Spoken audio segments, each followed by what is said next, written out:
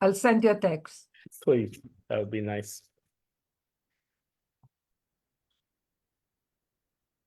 Okay, good morning, everybody. We're gonna go to the Prasha Vayakel, which is on page 149, 149, 150. So it's a beautiful sikh of the Rebbe on this week's Parsha, the portion of Vayakel. You have to, on this on 149. The question they ask you: have you ever experienced tangible results of delayed gratification? Which is which really the question means that we beg Yidden, the Eibishter begs Jews to do Torah mitzvahs, and the problem is that as humans we need to see the gratification. We need to see the response. It's very hard to do things and not to see the response. And a lot of people say, "Oh, I've done it. Okay, you asked me to do it, to come learn or to do the mitzvah, but I haven't. I don't see the. I don't see the gratification in it. I don't see the beauty in it. I don't see the gratification more in it. I don't see what I'm gaining from it. And it's hard to do things if we ultimately don't see the gratification in it. And this is a struggle that Jews have had for years. And the Rebbe is going to try to inspire us to understand the outcome of this whole situation. And not only to see that the outcome is the real gratification, but actually the journey itself, the time where we don't see it is also part of that journey, and how God feels that even though you're not going to see the gratification at this moment, is still part of, you should be gratified from the journey itself, and you should be satisfied in a way from this journey that you're doing, where you don't per se see this gratification. You don't per se see godliness, which really that's the gratification. We're talking about godliness, spirituality, and we always talk about it, and we pray about it, and we learn about it, and we don't see this godliness seemingly in our lives. What? We wait for it. We wait, and we wait, and we wait, and we're waiting. So the Rebbe says it's interesting, it's fascinating, and really maybe this is why, we're right now in the portion of Vayakel. Next week is Pekudei. Many years Vayakel and Pekudei go together, besides in a leap year where we separate it. This is a leap year, so Vayakel and Pekudei are separate. But generally, most years in the calendar, Vayakel and Pekudei come together. So we've given away already, if we put Vayakel and Pekudei together, we've given away 4 portions of the Torah in the story of this tabernacle, in the story of the building of this tabernacle. 4 portions of the Torah and Truma, Tetzaveh, now this week Vayakel, and next week Pekudei. So the Torah talks about the Mishkan. And you can see in text number 1 in your book, page 150, Moshe called the whole community of Israel, and he assembled it, and these are the things that God commanded to make. And he goes through, and then before he starts telling them about the Mishkan, he says to them, listen, 6 days a week you shall work, but on the 7th day you shall have sanctity, the day complete rest for God. Whoever performs work on this day shall be put to death. Well, here we go, baby. You like that? This is not the class about that statement. You shall not kindle a fire of your dwelling place on the day of Shabbos. Take for yourself an offering every generous side. Then we go into the building of the Mishkan. So it's like 3 verses that's thrown in the mitzvah of Shabbos into this whole situation.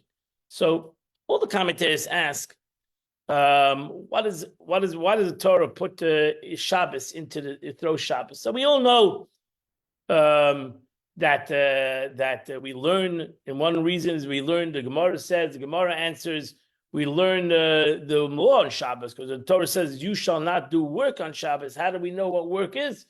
Every person has a different relative to what work means. So what is the meaning of work? A rabbi does work on Shabbos. So what is the meaning of work? And therefore, the Torah puts together work with the Mishkan to teach us the 39 malachas, the 39 works of Shabbos. There are 39 labors in the Mishkan. There were 39 different concepts of work that needed to be done in this Mishkan, right? And there we know the 39 malachas. If you want to learn the 39 malachas, you can come tonight. We learn in depth the laws of Shabbos.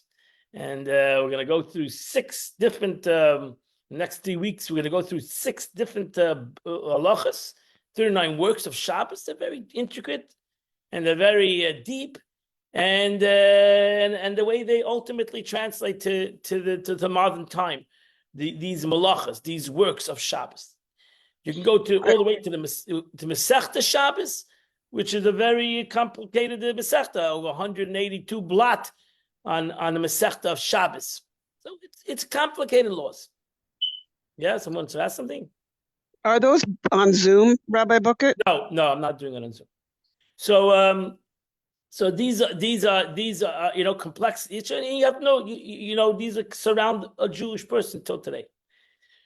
But that's one answer. But really, the question still begs, because not the only time that the Torah puts this connection of Shabbos, throws in the Shabbos law in the story of the Mishkan. But the real question is, what's so important about this Mishkan? We have a temporary tabernacle that we all know is temporary, movable. When it was built, it would known that it would not be, once they built the Beis Hamikdash in Jerusalem, which God hoped that the Jewish people would come to Jerusalem, they'll build it pretty quickly. So this was a temporary building. It was made as a temporary building. It was made out of planks, but this is not made as a building that would last for longer than whatever God really wanted this building to last less than 40 years. That ultimately the Jews would come into Jerusalem pretty quickly. It would take 7 years or 14 years. Ultimately, it dragged on for 400 years. But that was not the original plan.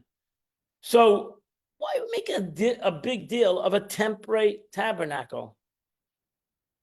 Why give away 4 portions, and why make a big deal of something that is not permanent, something that is only going to be temporary? The truth is, as you'll see, even the first temple, it says that when Solomon built even the first temple in Jerusalem, he knew also it was not going to last forever. Why make big deals of buildings that don't last, of structures that don't last? And you know from the beginning it's not going to last. So here you give away 4 portions to a thing that's called a tabernacle. I never knew why it's called tabernacle, but tabernacle is a Greek word from the word tent. Is a tent. It's an oil.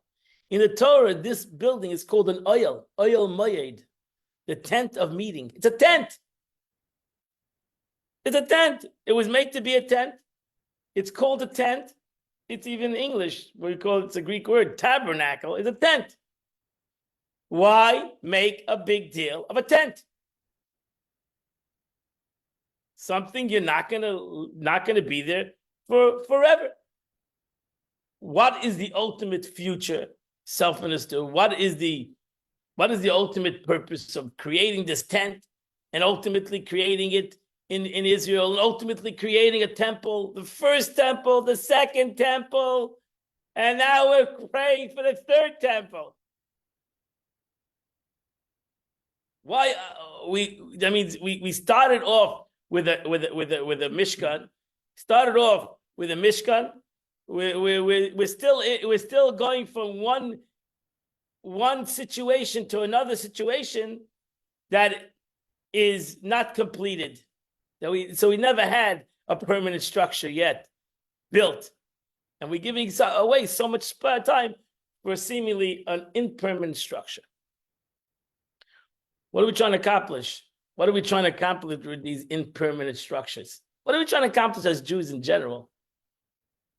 Everything temporary except for Hashem. But what are we trying to accomplish in this temporary time? What are we trying to accomplish? We're trying to accomplish one thing.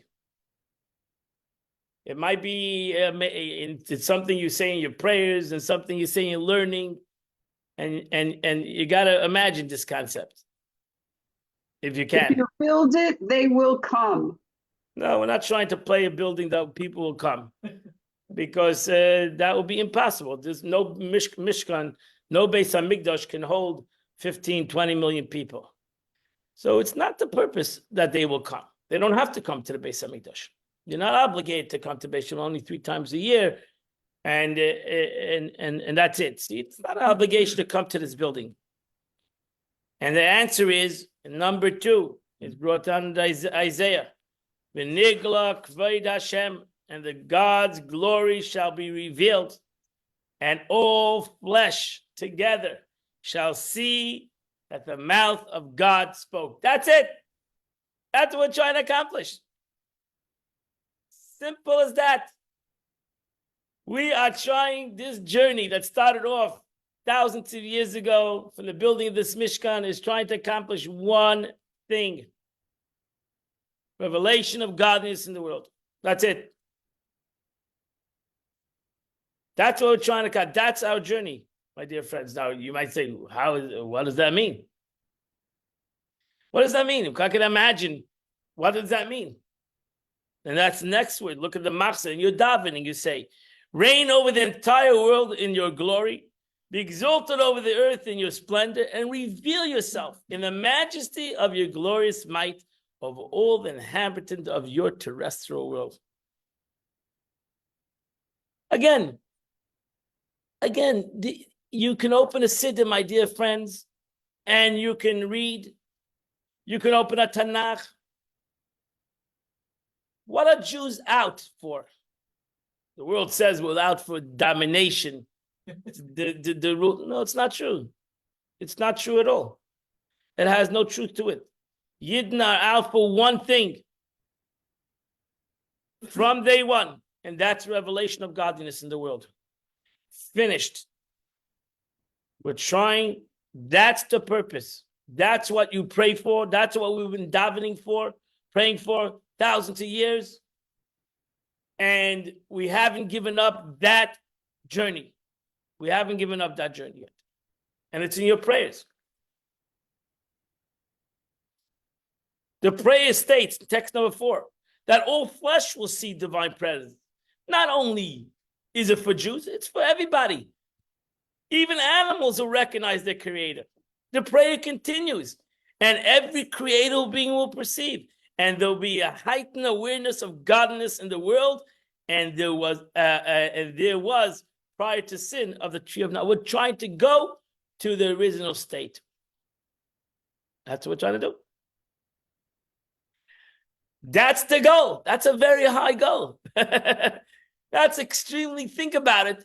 That's extremely high goal. Now you know why it's taken thousands of years to get to this goal. You think that Jews let go of all the bullshit excuses? Hey, no, you're on. Be careful. I don't want to get sued. So, We ain't there yet. no, we are close. We're close. We're close. We're close. The Rebbe says we're close. I don't know. So, but you know that is it. That is what you have in your prayer. You know, when you say Shemona Esrei, the prayer of the Amidah 3 times a day, most of the blessings of that prayer is this yearning. Is this yearning? From the prayer of forgiveness to the blessing of healing. When self-nesud, when there'll be revelation in the world, everything will go back to its pristine situation. So there'll be healing, there'll be blessing, there'll be rulers, there'll be King David, there'll be v'sechazena einenu, as you listen to your 18 blessings, and our eyes shall see b'shuvcha, when you return l'tziyim barachmim. So v'sechazena einenu, I will see with my eyes. You say it in your davening 3 times a day. So you're mamish, you're simply as Jews, you're praying for a time that godliness will be revealed. Now that's great. That's great. But the problem is, it's a nice prayer. It's a great prayer. I don't see it. So I'm praying. I prayed yesterday. I prayed today in the morning. I prayed 2 days ago. I prayed 3 days ago. I've been praying for 50 years. I'm 61. Been praying and praying. But I don't see it. So how am I supposed to you tell a person to pray for something for 25 years, 60 years, he's praying for something and he's seemingly not getting it. So have we has Judaism put the bar a little too high? a little too high? I mean, if that's that's the goal, that sounds like, very far. I mean, like today in Israel, for example, you talk about the Beis Hamikdash, that's a very hot subject. They don't want to talk about it, right? No one wants to talk about it. That's a hot area, So even talking about it is just dangerous. It can spark World War III. Right? You can do that. Mom spark World War III. That's the status quo. That's why, the Israeli government has given the status quo. We have a status quo about the Temple Mount. Status quo. That's it. It doesn't belong to us. That's it. It's theirs. It's not ours. That's it. That's the status quo. So we're praying every day the opposite. We're reading the Torah that says the opposite. We're reading Tanakh that says the opposite, but we're still making sure to keep everybody happy. Whatever. But I'm not going into politics right now, and I don't want to mention names. That was not my point. So the point is, are we just dreaming? Are we just dreaming? Is it a dream, a hope, a wish? And how if that's the dream and that's the ultimate purpose? So what am I gaining right now? What am I gaining right now by doing Torah mitzvahs? If the dream is that, then what am I gaining out of this whole situation? I'm doing Torah mitzvahs right now. I'm trying to aspire myself to see godliness right now. And you tell me that no, it's something that it has to be, something in the future. What's the bait? What? What's the bait in God? Beit Hamikdash, the temple. The temple. Because the temple was where the Torah says, I'll reveal myself. That's where the whole thing comes about. So the Torah says, make for me a temple. That started off in Teruma in the 2 weeks ago. Make for this, I will reveal myself in this temple. That's really what we're trying to do. We're trying to recreate the temple so that God will reveal himself. Why does he reveal himself in there? That's a good question. But that's what it says. That's what it says. That's what it says. That's what the verse says. That's what the verse says. Okay? So therefore, the Alter Rebbe writes in text number 5. And again, listen to the Alter Rebbe said this 250 years ago. And he said as follows. Now, this ultimate, you'll soon see a statement from the Ramban of 1,000 years ago. Now, this ultimate perfection in the Messianic era, that's what we're hoping. We're hoping Mashiach. That's the Messianic era.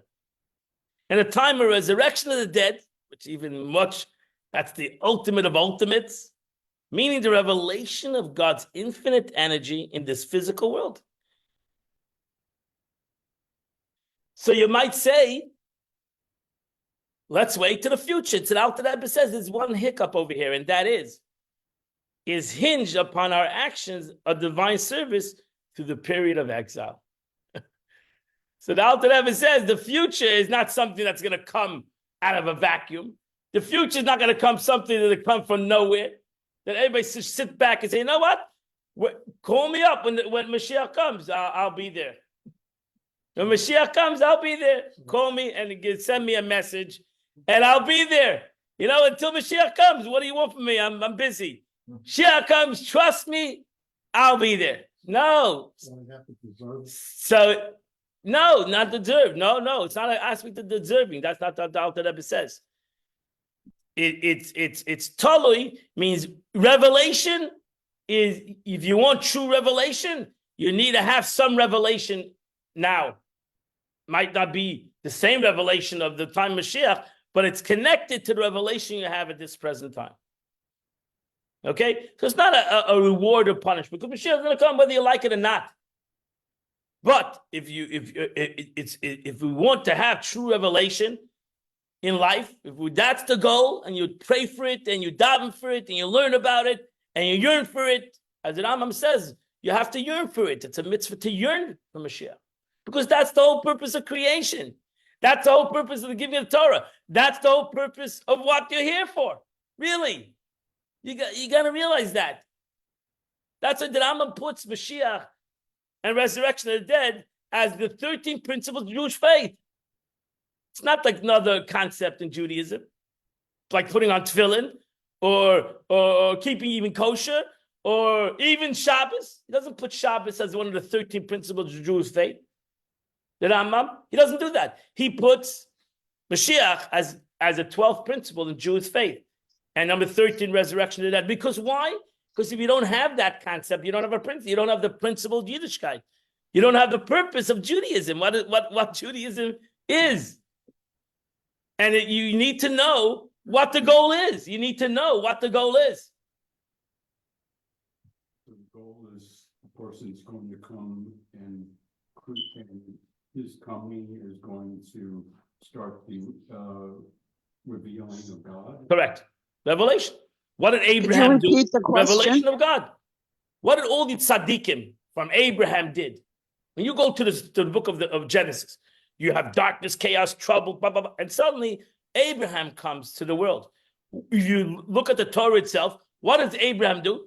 He reveals God into the world. That's what he still does. That's all he does. He's a revelation of God in the world. And that makes him who he is.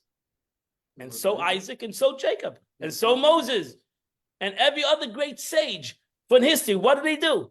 Revelation of God in the world. They tried to bring godliness to the world. If they revealed God at that moment, why isn't God still revealed now? Why did God go back into hiding? No, that's our sin, because sin, God separates from the world.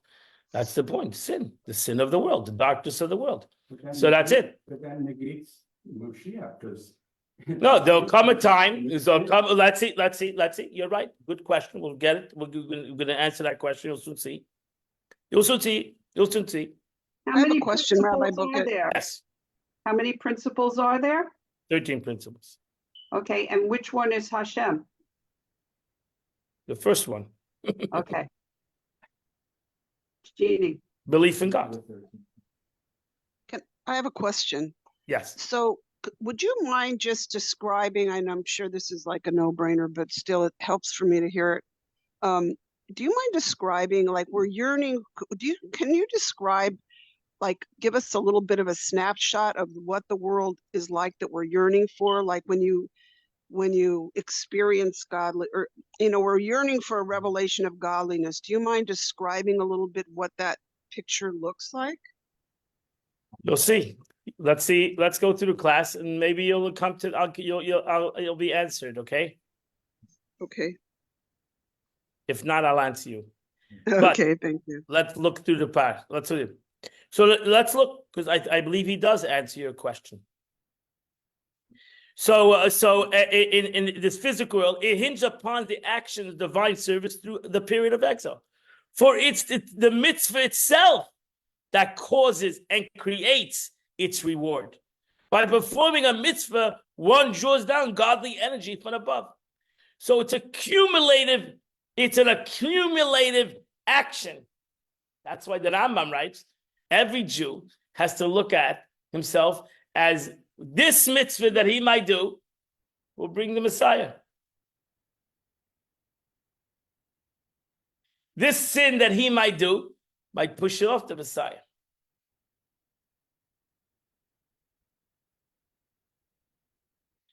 So in essence, we're looking at an investment. That's Jews. Now you know why Jews are into investments. They are into spiritual investments. We are looking into spiritual investments. Every mitzvah you do, you are in essence, you are revealing godliness in this world, because that's what a mitzvah does. Whether you know it or don't know it, that's what a mitzvah does. A mitzvah is a vessel which God, in essence, gave a Jew to put godliness in it. That's why every mitzvah we do is a godly mitzvah. Every mitzvah we do, we should do, even the mitzvah between each other. That is a physical thing, should do it because it's a mitzvah. But surely godly mitzvah between us and God, like putting on tefillin, is a godly mitzvah. Why you put on tefillin? You can get you don't have to put on tefillin. Do you have to put on? That's a mitzvah. That's what God asked. God says, I reveal myself in a certain concept in this world through every man putting on tefillin every day. Whether he sees it, whether he doesn't, whether he feels it, whether he doesn't feel it, he should realize that Mashiach can come any minute, right? And then you'll say, oy vey, why didn't I put on tefillin? Right? Why didn't I do this mitzvah?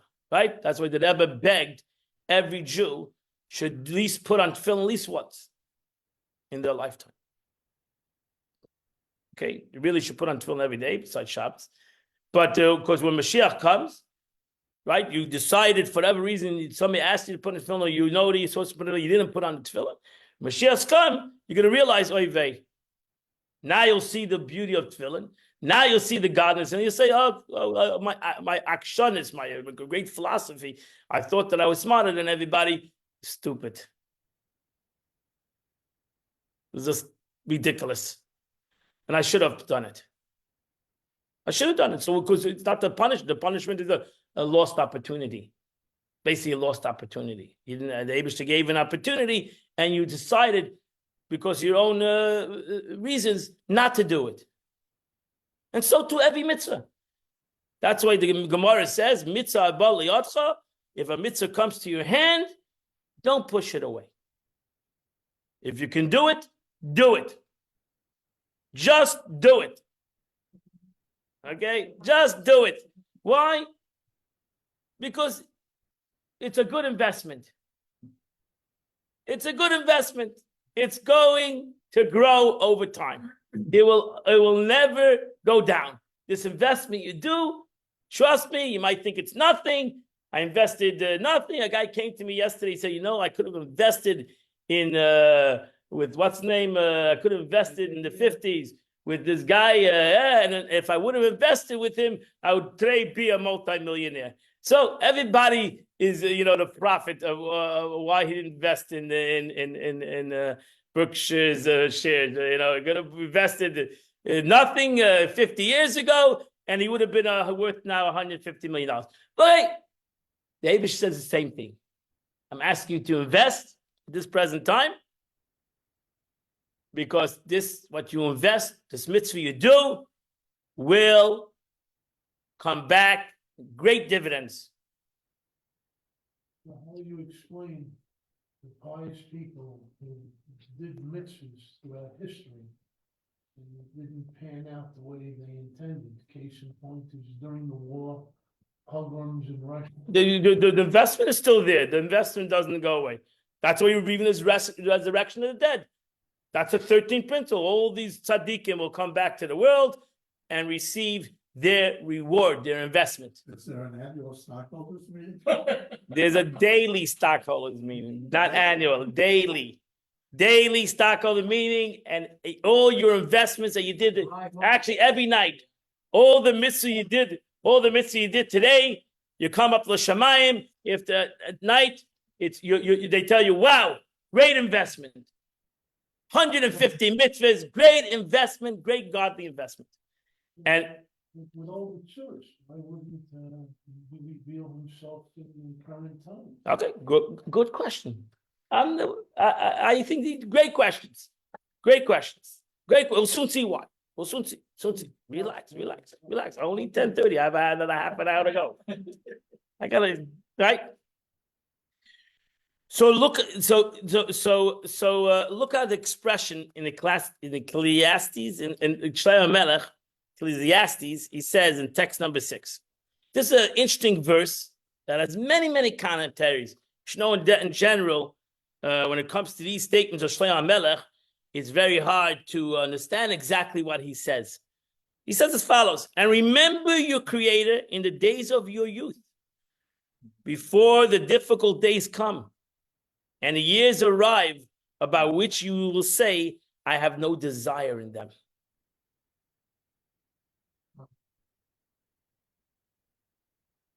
Interesting, powerful statement. There's many commentators on this statement itself.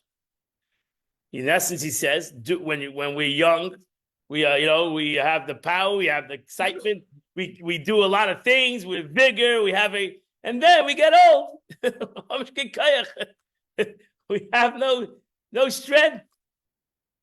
I mean, Shlomo Melech has to tell us that. King Solomon has to really tell us that you're young, and when you're old, you're not the kake, you can't move anymore. This is I don't need Shlomo Melech to tell us that statement. So self-understood, the Torah, the sages learn it a little bit differently. And you have in the Gemara learns it as follows, text number 7. Rabbi Shimon ben Elazar said, perform mitzvahs while you still find opportunities, and you will have the financial means, and you will still under your own control. So he learns it. The beginning of the verse is a time now. The end of the verse is in the Messianic times. And he says, now you're going to understand what the difference is. In essence, he says as follows, as King Solomon says in his wisdom, said, and remember your Creator in the days of your youth, before the difficult days come. This refers to the old age, and years arrive in which you will say, I have no desire in them. This refers to the Messianic area, in which we neither merit nor liability. In essence, what happens when you have revelation? What happens when you have revelation in yourself? What's going to happen when there's going to be revelation? You know what's going to happen? Then it's going to be your nature. It's going to be your nature to do good. That's it. Now you struggle with, I'm not talking about good and bad, I'm talking about good, spiritual good and bad, right? You struggle with that mitzvah. Now you struggle with it. Oh, should I put in film? Should I keep going? Should I go learn? Should I go to, we struggle with it, right? You have a struggle. Should I go to the class or should I watch the movie? Oh, you know what? I'll hear the class on a recording. I'll watch the movie, right? So we struggle with it, right? When Mashiach comes, the struggle is over, because you see godliness. So you're naturally going to run to do right. Like I said, when Mashiach comes, you're going to run to put on tefillin. You're gonna run to keep kosher. What do you think? There's not going to be non-kosher, and when Mashiach comes, sure there'll be, but you'll run. It'll be a natural phenomena. King Solomon says, realize the greatness of the struggle, because once the struggle is over, you're going to realize the lack of that struggle, because it's going to become natural. So, for example, like you naturally want water. You naturally breathe. That's a natural thing. Chas v'shalom. Maybe shouldn't bring anybody to a situation where he can't drink water, or he has no water, or he cannot breathe, right? But we take breathing and drinking natural. It's a natural phenomenon. We drink, we breathe. You don't have to work hard. We take breathing for granted. And Baruch Hashem, we should take breathing for granted. We should all be healthy, and we should take breathing and drinking water for granted. But the Mashiach will come for everyone. For everyone, 100%. So why will there be non-kosher, for example? Because non-Jews can eat non-kosher. The world will be different. No. Like the Mashiach, The world will not be Jewish. Want to be Too late. No, because no. God, the Eibusher reveals himself to everyone. God doesn't want Jews to be non-Jews and non-Jews to be Jews. So that doesn't change. Doesn't change. Everybody has their purpose in the world. And the Jews have their purpose and non-Jews have their purpose. And we shouldn't struggle with that. But that will be revealed. Everybody, the revelation is for everybody. And everybody will still be who they are. That's why if you're a great sage today, you'll be even a greater sage when Mashiach comes. If you wasted your time today, and you didn't go to the class, and you didn't learn today, you'll have to start over from the beginning when Mashiach comes. Nothing's going to change in that aspect. It's all what you banked in it today. What you banked in it, in the struggle, because then it's going to be natural. So whatever you banked in it today, that will be the revelation that you'll have when Mashiach comes. That's why, as I mentioned yesterday in the class, the Gemara says that this world is like a banquet. Grab and eat. Don't contemplate and measure and figure out. You have to grab and eat. Grab whatever you could. If you can learn more, learn more. If you can do more good deeds, do more good deeds. If you whatever you can, you don't realize what you're acquiring in this world. You don't realize. We are hoarders in this world. We do acquire things. That's what we do our whole life. We're acquiring things, throwing out things, getting new things, throwing out more things, getting more things. We're getting more things. So we do that, but all these things have no value. That's the struggle. All these things that we're acquiring, garnished, goes to the dump.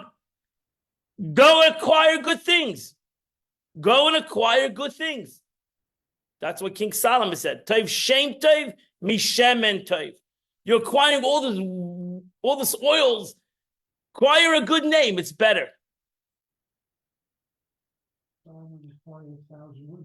If you have that capability, acquire it. Acquire both. Acquire the world and acquire a good name. Right? But we don't do that. We're too busy acquiring the world. We forget to acquire the good name.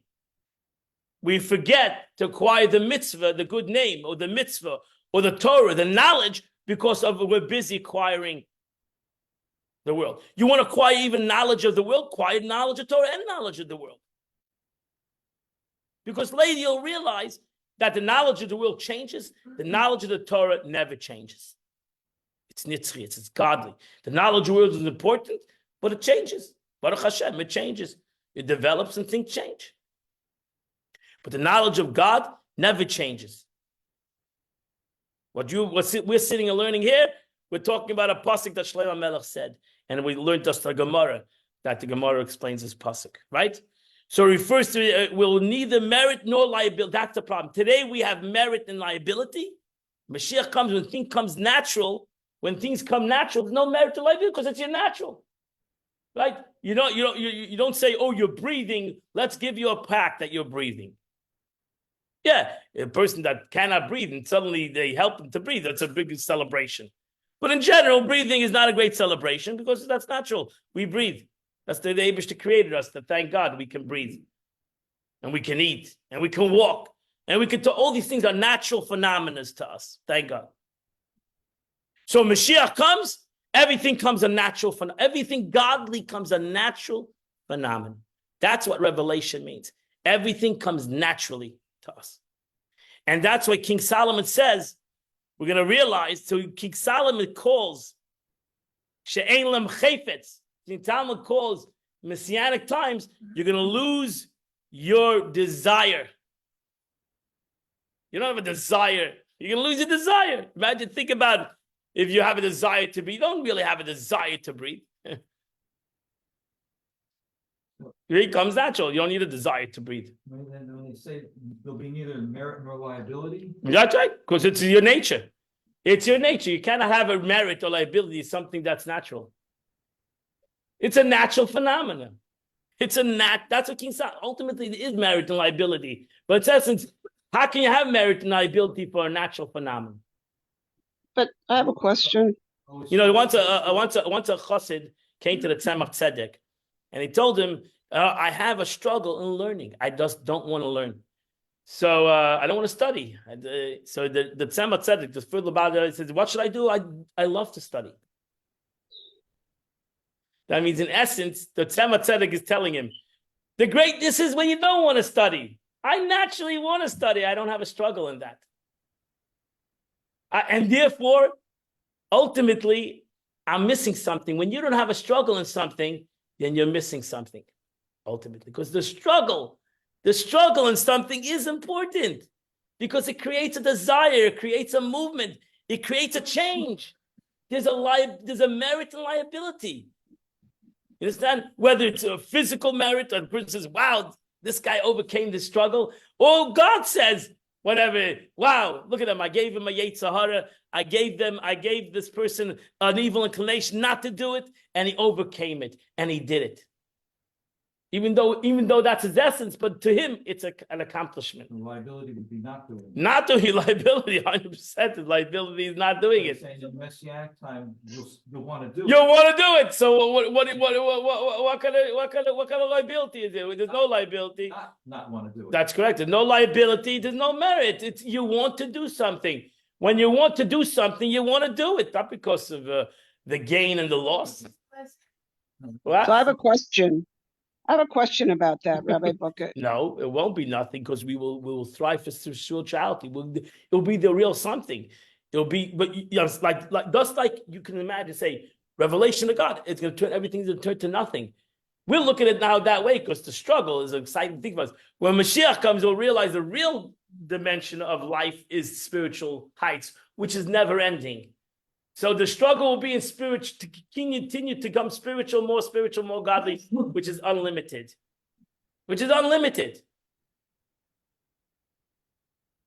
Yes, sorry.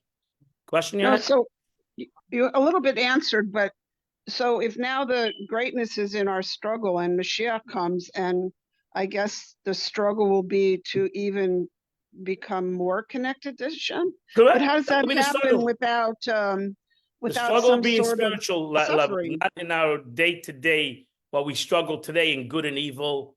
And look at the next verse. So the Zechariah says in text number 8, he says that it's the following. Imagine such a situation. Imagine such a concept. I will remove the spirit of impurity from the world. God says, you want to know what's going to happen? There won't be impurity in the world. Imagine whatever you means impurity, physical impurity, spiritual impurity. There won't be impurity in the world. If you understand that statement alone of Zechariah, that there won't be impurity in the world, which means you own impurity, there won't be a struggle with impurity. There won't be a negative concept. You will not be capable of doing a negative concept. You will not be capable of having a thought of negativity. You'll not be capable of having a thought of depression, unhappiness, challenge. Why? Because when you have revelation, you don't have those kind of struggles. That will only apply to the Jewish people. No, apply to the world. The whole world, with all kol basa yachdav, just the middle of even the animals will change, whatever that means. That's the opposite. Everybody will realize his purpose. The Jew, the Kohen will realize his purpose.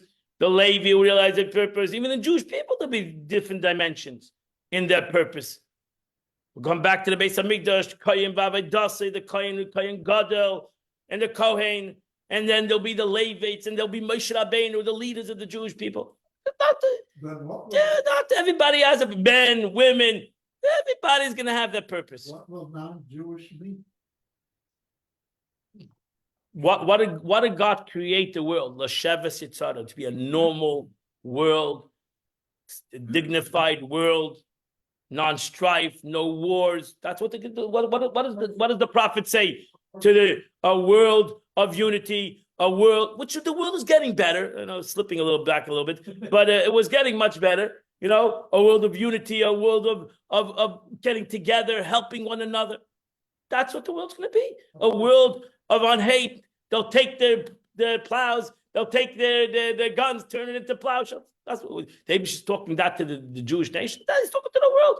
The world will come less strife, no strife, no strife, no strife, only tranquility, and there'll be unity between the Jews and the unity between the Jews and the non-Jews.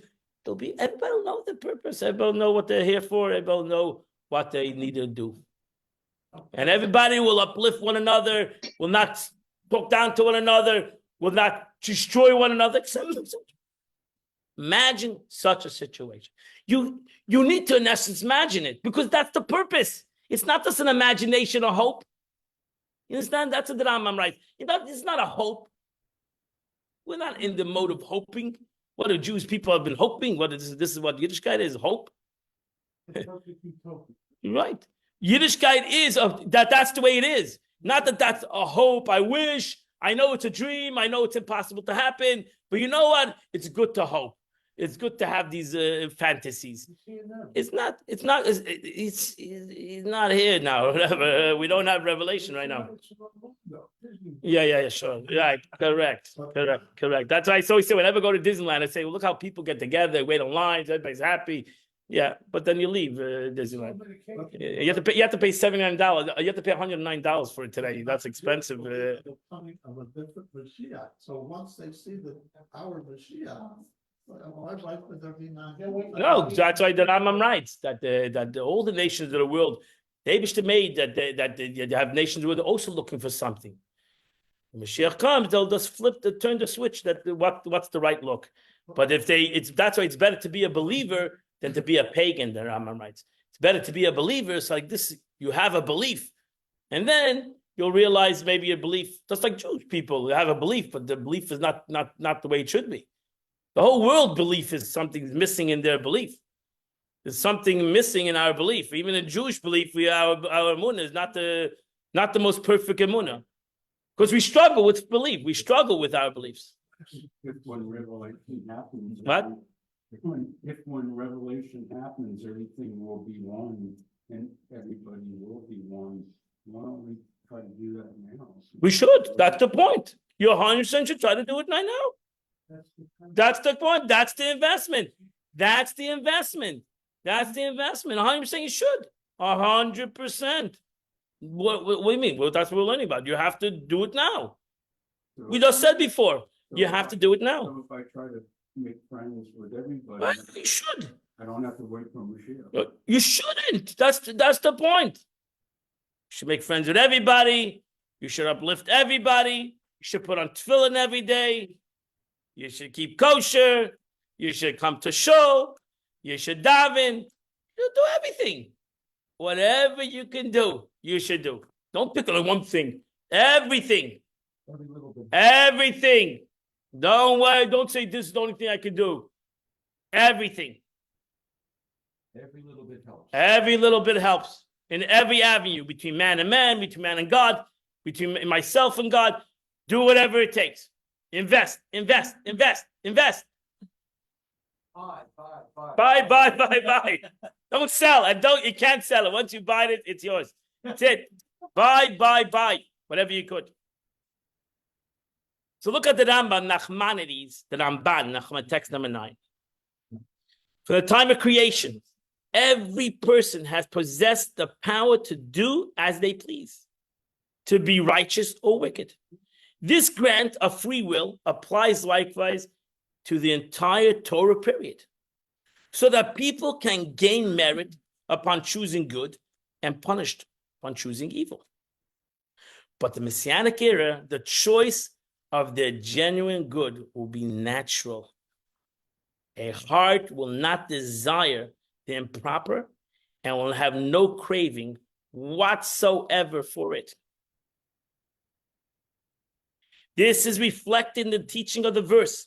And the years arrive. This goes back to the verse of King Solomon, Ecclesiastes. And the years arrive about which you will say, I have no desire in them, which our sages explain refer to Messianic era, when there'll be neither merit nor liability.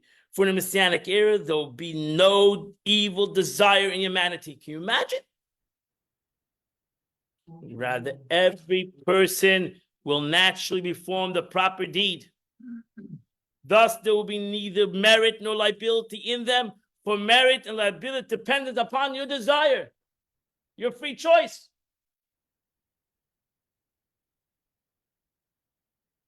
We'll lose our free choice. You'll lose your free choice.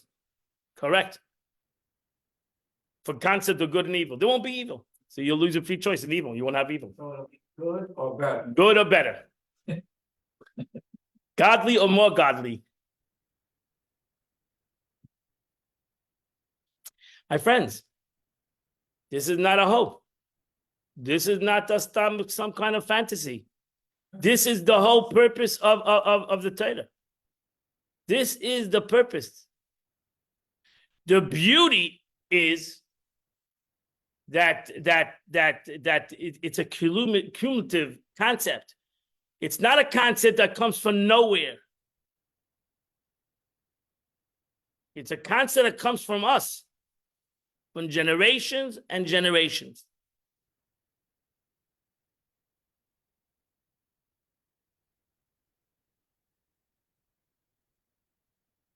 And therefore, you have this famous statement of the Talmud, text number 10.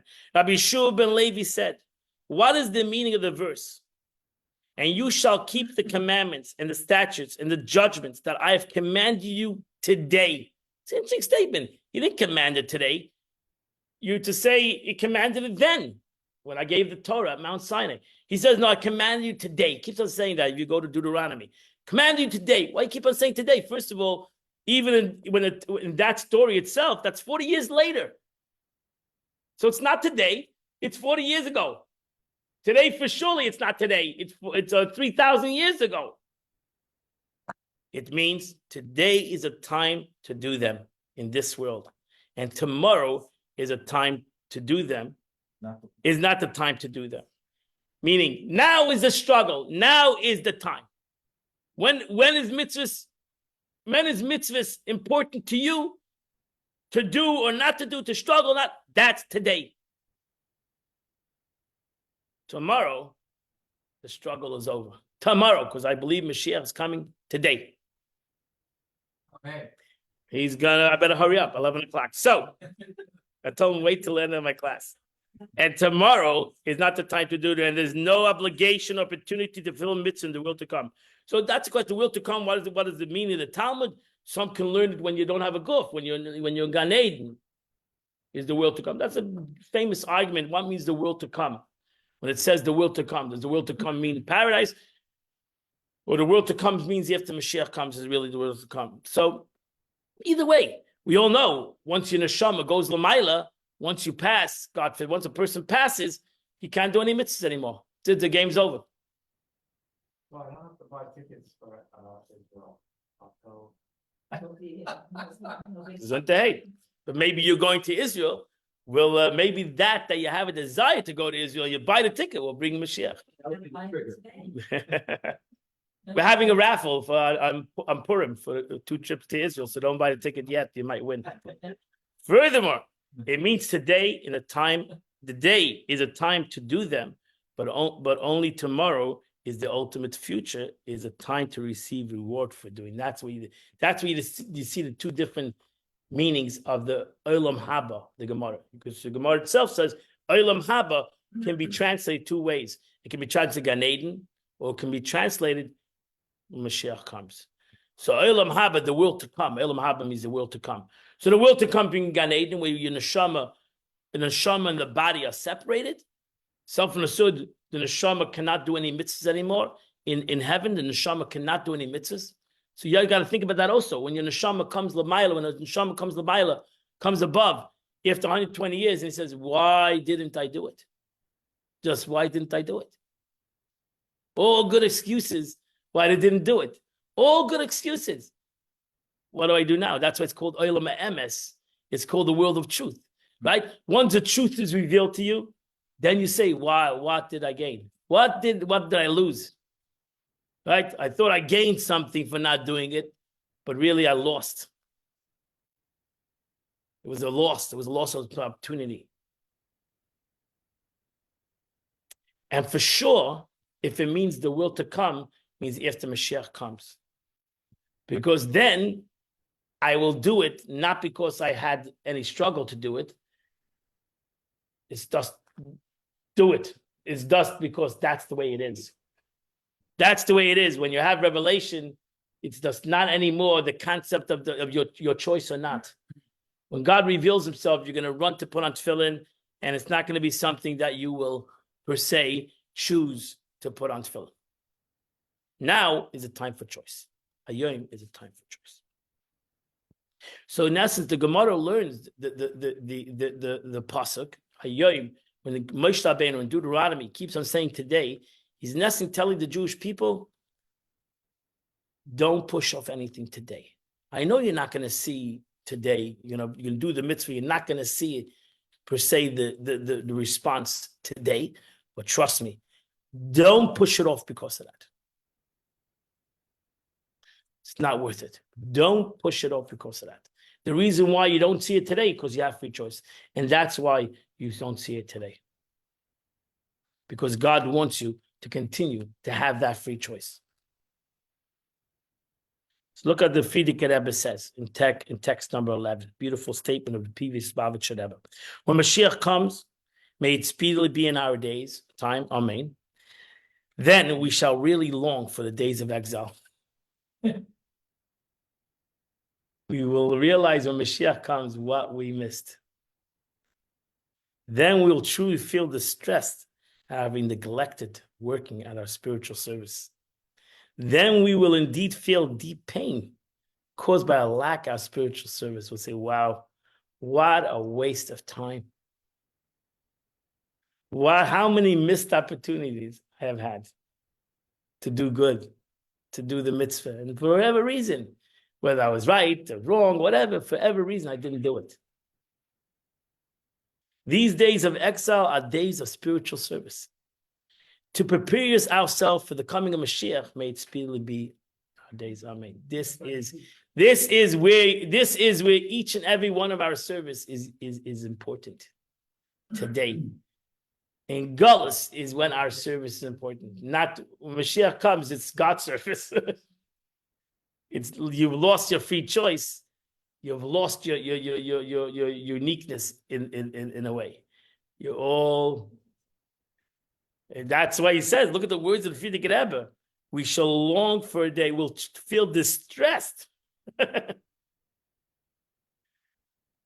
That's it. I'm telling you this today. We're learning the Sikha today to realize Mashiach's coming any day. Grab whatever you could. Do whatever you could do.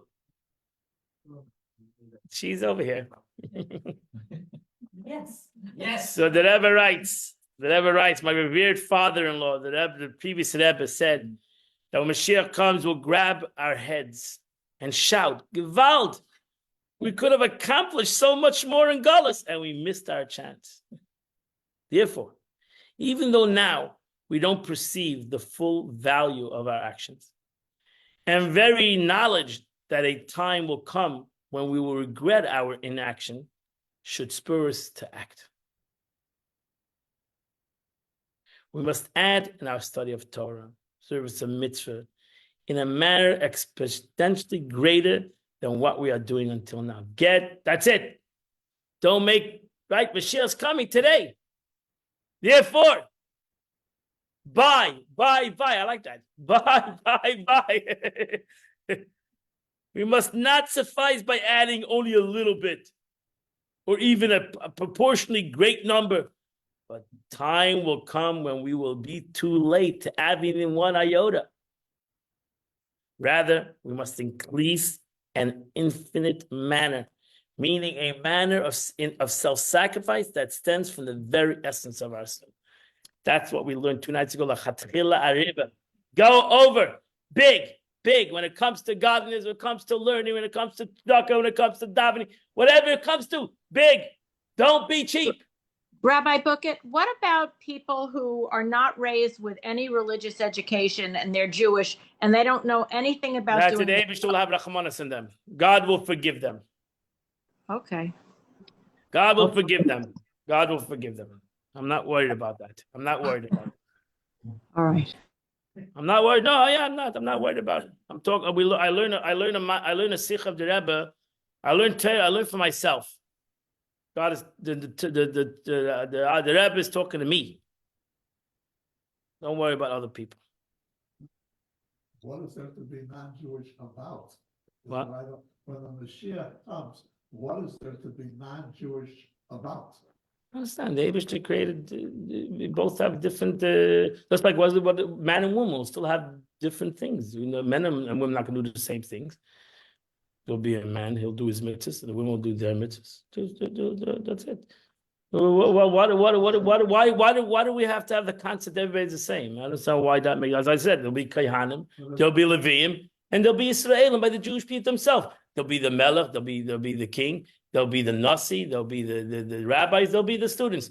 There's going to be different levels. That doesn't make one better than the other. But everybody's going to be non-Jewish. They won't have to put on tefillin. That's it. They won't have to put on tefillin. They won't have to still keep kosher. They won't have to keep Shabbos. They won't do a mitzvahs. When Mashiach comes, doesn't mean they're going to start doing mitzvahs.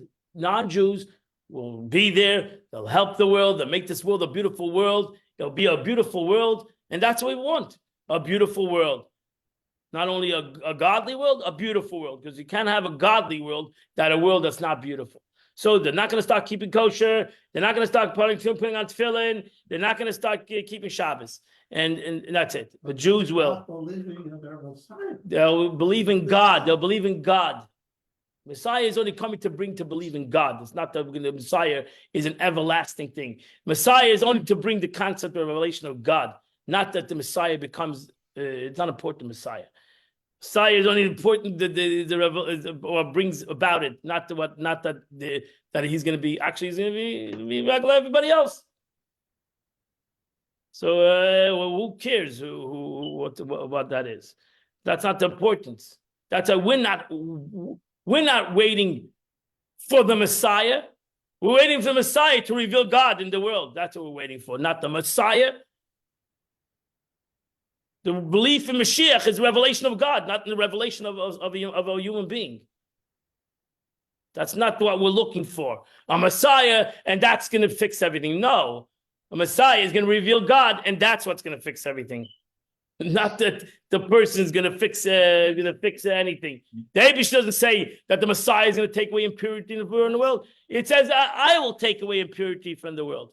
Okay, I will take away impurity from the world. Because ultimately, the concept of Mashiach will do is only the Eibush can do. Only God can take away impurity from the world. Not no Messiah can do that. Not no entity can do that. Only God can actually eradicate impurity from the world, and that's why that's the promise. And that's why every false Messiah, everything that's fake to this concept is self-understood, going to fall away. It's going to self-understood fall away because it's about God, not about anybody. It's a revelation of God. It's like a message. Correct.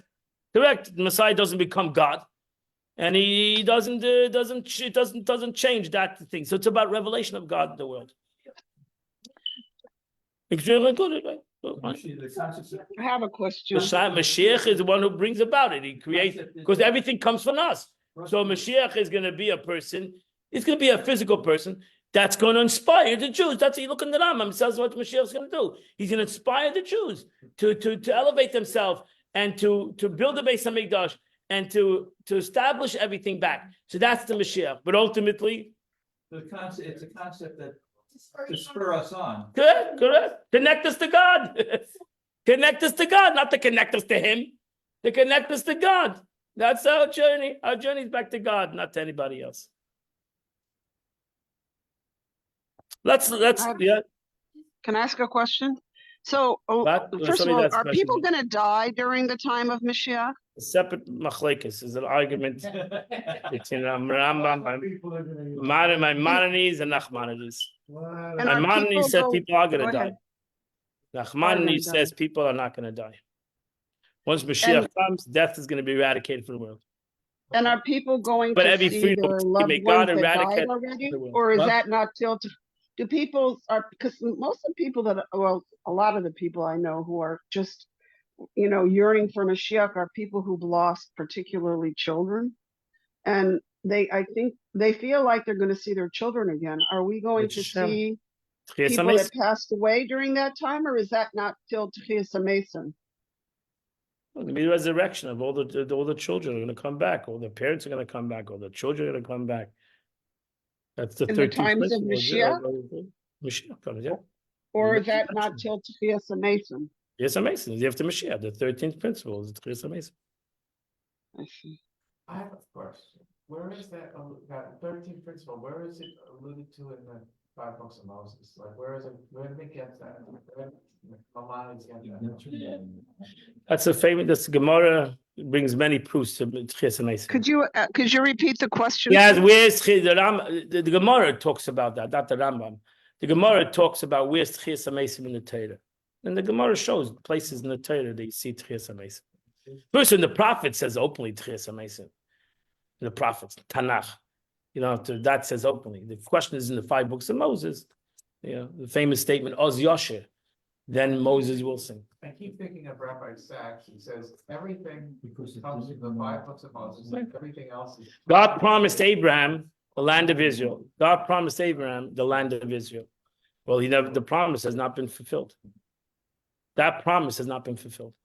So there has to be Tchias HaMesim. Avraham Avinu has to come back to get his promise. Oh, You understand? I'll give you and your seed. It doesn't say your seed only, it says you. I will give it to you and your seed. So he never gave Abraham the promise. So that promise alone shows that there's Tchias HaMesim. That there has to be Tchias HaMesim. If not, the Abraham's promise will never be fulfilled. By, What? excuse me, Yeah. who wrote the 13 principles? The Rambam, Maimonides. Let me ask a question, please.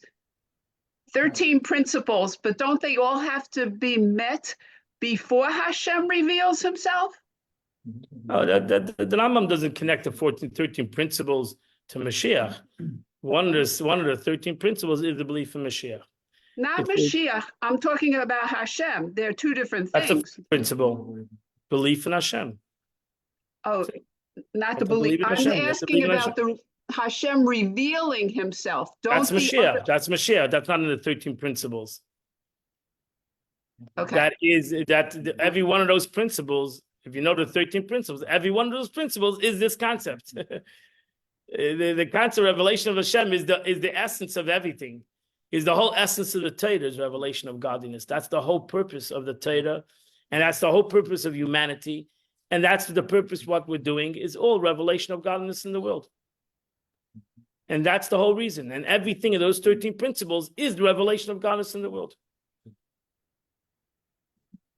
okay. Look at text number 14. We gotta finish this because Mashiach's coming. I told him by 11 o'clock, and it's 11:10. We're pushing off Mashiach. That said, a lion came on the month of Ari and destroyed Ariel. The Ari is the Babylonian king of Nebuchadnezzar, who in the verse in Jeremiah refers him to a lion. A lion has come up from his thick. He came in the month of Ari, in the month of Av, whose astrological sign is a lion, Leo. As the verse says in Jeremiah, until they exiled Jerusalem in the 5th month, and he destroyed Jerusalem, which is called Ariel. As the verse says, woe is Ariel, Ariel, the city of which David encamped. So this happened, the Medrash says, so that the Ari can come in the month of Ari to rebuild the Ari. So the lion came in the month of the lion and destroyed the lion, so that the lion will come back and the month of the lion and rebuild the lion. The Ari is the Holy One, blessed be He. As the verse in Amos says, a lion has roared, who will not fear. He will build Jerusalem in the month of the Ari, and the verse says, Jeremiah said, return the mourning into joy, that Av is going to turn into a happiness. And he will build the Ari, the Beis Hamikdash, as it says, God, the builder of Jerusalem, will gather the outcasts of Israel. So we see that the whole purpose of the destruction was for the purpose of rebuilding. God does not destroy the temple for the purpose of destruction alone. He destroys the temple for the purpose of rebuilding. So therefore, in essence, that's why we're coming back to a full circle. That's why when the Torah talks about the building of the Mishkan, which is a tent, it's a temporary tabernacle, the Rebbe says. What is the Torah? What does Moshe Rabbeinu says? Remember the Shabbos. Right? You might think, imagine the Jewish people in the desert. They built it, they put so much work and effort in this building, in this Mishkan, knowing it's a temporary building. Why would they put so much effort? Money, gold, silver, all these things. Why would they do that? Why would they do that? If they know, imagine you tell them, go build a temple. Why would doing this? Well, the temple, put a couple of shmatas up and have a good day. Why would they go and build this building? And the Torah emphasizes not only the way the building, the strength, the way this building was made, the gold, all this work, hundreds and thousands of people that put the time and the effort in the building of this Mishkan was temporary. And they knew it was temporary. They thought it was going to be really temporary, right? Because really, they built the Mishkan right after the golden calf, and they were supposed to go into Israel in the next year. It ultimately dragged for 40 years. It ultimately took another 440 years to build. That King Solomon built the temple. Ultimately, actually, the Mishkan stood longer than the temple, than the Beis Hamikdash that King Solomon built. King Solomon's temple stood for 410 years. The Mishkan stood for 480 years. This temporary turned into pretty much of a long journey. But it was supposed to be very temporary because they knew they're coming into Israel. They're gonna conquer Jerusalem. It'll take maybe 7 years to conquer the land, 7 years to divide land. So 14 years, they're gonna build this temple. They're gonna build this Beis Hamikdash in Jerusalem. So how long would this building be? 14 years. Before the constructed version of The Mishkan. They, in that same spot, they just left the Mishkan, the temporary one. No, it was ultimately destroyed. They hid it. They hid the Mishkan. They hid the Mishkan. The Mishkan was hidden. Was it in Shiloh? It was Shiloh, but then they built a structure. They hid the Mishkan. The Mishkan is hidden someplace. I don't know where. But I'm talking about when the Jewish people in the desert, when they built this Mishkan, right? You're telling them, put all this work, this money, this gold, this silver, put it for what? For something that's temporary. Why would you do that for? Why would we put all this money, work, and effort for a temporary thing? Why would they? So the answer is, that's why the Rebbe says, that's why the Rebbe says that Moshe Rabbeinu right to put Shabbos. Shabbos is me'elayim haba. Shabbos is like the world to come. So the Moshe Rabbeinu says, you're doing it not for, you're right, it's temporary. Nothing's temporary. The reason why your temporary building is here for the day of Shabbos. The temporary build, that's why he says, always remember, even while you're building this temporary building, keep the Shabbos. Why? Because everything is ultimately for the Shabbos. Shabbos is me'ein olam haba. Shabbos is like the world to come. Right? You're not allowed to do any malacha. There's no choices on Shabbos. Shabbos is not allowed to do anything. Right? So you have no struggles in the physical world on Shabbos because you walk away from the world on Shabbos. That's why Shabbos is called like the world to come. That's why it says, in the next thing it says, you see in Yesod you say, may the Harachaman, may the merciful one let us inherit that day that will be a Shabbos for the rest of our lives everlasting. Mashiach is going to be like a day of Shabbos. Just like on a day of Shabbos, a Jew walks away from the physical world. He walked away from his choices, right? Somebody's going to come to you and say, let's go to work. You're going to say, oh, that's not my day. It's not happening. It's not the day. I'm not going to be enticed to do it because I'm not in that mode. I'm out of the mode of work. I'm out of the mode. So therefore, I'm naturally not going to do that, right? Baruch Hashem, we can naturally, you should know that the beauty of Shabbos, the Gemara says, more than the Jew kept the Shabbos kept the Jew, because the Shabbos taught a Jew that he can walk away from the world. that it can be in a utopia kind of a life. That it can be in a world that he has no struggles. He doesn't have Sunday, Monday, Tuesday, Wednesday, Thursday, Friday struggles because he's walked away from it. So therefore, I don't have any struggles. I have no issues on Shabbos, right? The phone has no relevance to me on Shabbos. I go crazy a whole week, the stupid phone. But it comes Shabbos, I walk away. I walk away from it. That's it. I'm not going to, it's not an enticing thing for me anymore. Right? Suddenly I can live without it. I can live without the computer. I can live without the phone. I can live without anything on Shabbos. Without cigarettes, without anything. I can live Shabbos is an utopia life. And the truth is, so Shabbos teaches us that really the whole week is for this Shabbos. Halavai, the whole week would be utopia like at the Shabbos. Halavai, the whole week would be such a kind of feeling that I should have no worries on Shabbos, because all the worries, I'm not part of it right now. I'm just simply not part of it, right? So all the worries that I worried the whole week, and it bothered me, and I made phone calls, and I was stressed, and I was struggling with. Comes Shabbos, comes Friday night, boom, it's over. No, I'm talking about other guys. Yeah, Shabbos is a different level.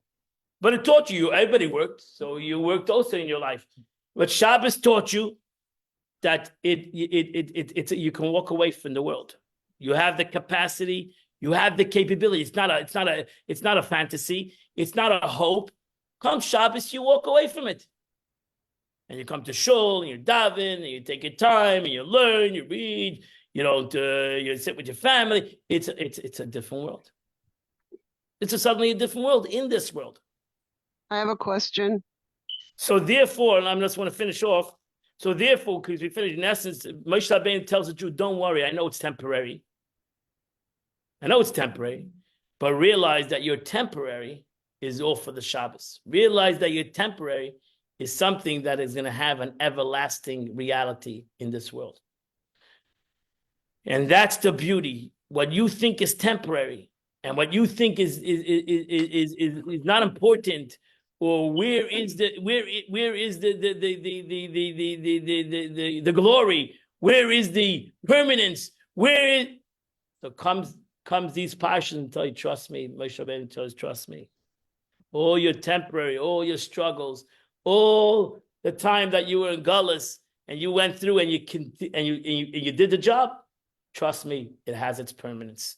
It has its permanence. It has its permanence right now, and it surely has its permanence when Mashiach comes, all the things that you have done in the time of Gullus. So the Rebbe, in essence, begs us to, as Moshe says, buy.